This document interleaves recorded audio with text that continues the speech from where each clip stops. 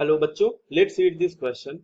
The question says, for the non-zero value of force of attraction between gas molecules, gas equation will be। बच्चों यहाँ पे चार option दिए गए हैं, हमको इसमें से बताना है करेक्ट ऑप्शन।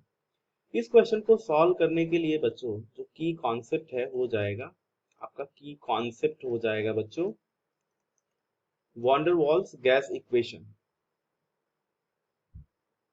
की कॉन्सेप्ट हो जाएगा बच्चों van der Waals gas equation. अब देखते हैं ये गैस इक्वेशन क्या होता है। अब बच्चों इस गैस इक्वेशन की अगर हम बात करें तो ये होता है बच्चों P plus A N square upon v square.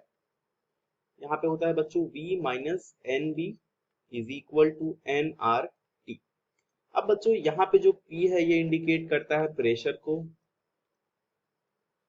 और बच्चों N जो है ये इंडिकेट करता है नंबर ऑफ मोल्स को,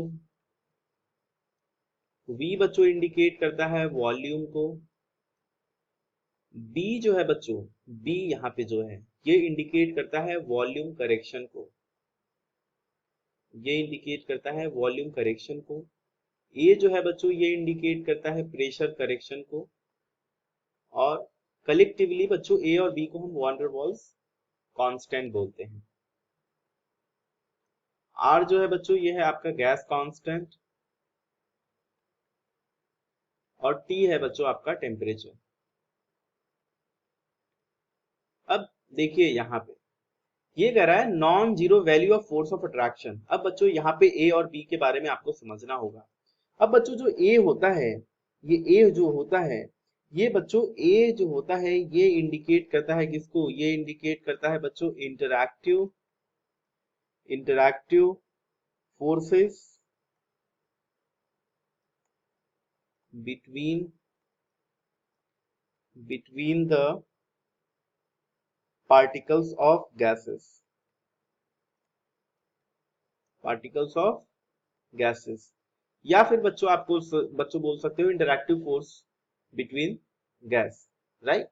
अब बच्चों ये बोल रहा है कि नॉन जीरो वैल्यू है फोर्स ऑफ अट्रैक्शन की, यानी कि हम लिख सकते हैं ए जो है बच्चों ये क्या है सिग्निफिकेंट है, ए की वैल्यू काफी हाई है क्योंकि दिया हुआ है यहाँ पे ये नॉन जीरो वैल्यू है ना।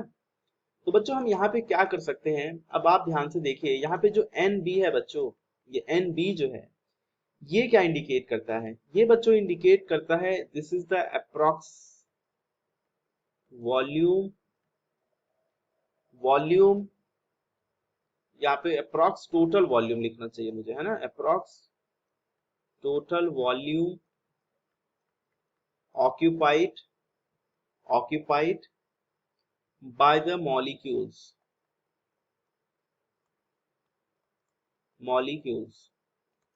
अब बच्चों ध्यान से देखो, अब जब अगर ए की वैल्यू काफी हाई है यानी कि फोर्स ऑफ अट्रैक्शन काफी स्ट्रांग है, तो बच्चों उस केस में जो वॉल्यूम ऑफ गैस है कि कोई कंटेनर है, अब इस कंटेनर के अंदर बच्चों गैसेस हैं, अब ये जो वॉल्यूम है ये तो आपका हो गया total V volume of container. अब बच्चों यहाँ पे जो गैस का वॉल्यूम है, जो गैस मॉलिक्यूल्स है इनका जो वॉल्यूम है ये होता है बच्चों NB।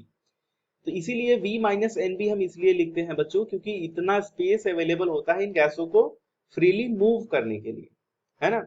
बच्चों यहाँ पे जो total volume occupied by the molecules है, यहाँ पे बच्चों ये NB है, total volume occupied by the molecules is NB। अब क्या हो जाएगा, जब फोर्स ऑफ अट्रैक्शन है तो मॉलिक्यूल्स का जो वॉल्यूम होगा इस पर्टिकुलर वॉल्यूम के कंपैरिजन में निग्लेजिबल हो जाएगा, यानी कि बच्चों जो बी हो जाएगा बी विल बी निग्लेजिबल। तो बी बच्चों आपका निग्लेजिबल हो जाएगा, यानी कि हम एन बी टर्म को निग्लेक्ट कर सकते हैं क्योंकि ए की वैल्यू सिग्निफिकेंट है, इसीलिए हम एन बी को निग्लेक्ट कर देंगे। आई होप ये चीज आपको समझ में आ गई हो। अब चलते हैं बच्चों इक्वेशन की तरफ।